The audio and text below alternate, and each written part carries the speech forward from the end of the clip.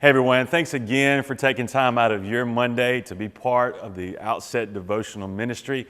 Outset is all about stepping out in faith to shape your week. And in this new edition, I want to share with you a little bit from the Old Testament, but before I get there, I want to share with you a little bit from my story. You see, I went to seminary in New Orleans, Louisiana. And New Orleans, Louisiana is a worldwide famous place for all sorts of stuff, whether it's jazz, food, culture, whatever it might be. But right after I graduated in September, I graduated in May, and then in September, one of the most impactful events of this century took place, and that was Hurricane Katrina.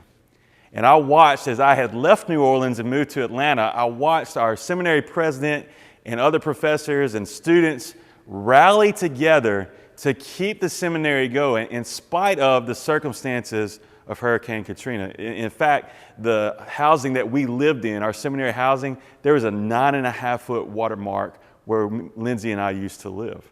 And so I watched how our president at the time, Dr. Chuck Kelly, led through all of that, no matter the circumstances, and he landed on this scripture.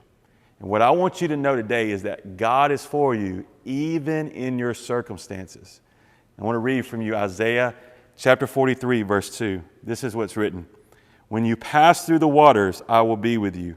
And when you pass through the rivers, they will not sweep over you. Dr. Chuck Kelly landed on that verse as a rallying cry for all of the students, all of the faculty, everybody, all the alumni, everybody associated with New Orleans Seminary during and after Hurricane Katrina. And it holds true. And I want you to know that whatever battle you're facing, whatever circumstances seem to be like this big wave, this tidal wave coming at you now, I want you to know that God is for you in the midst of your circumstances.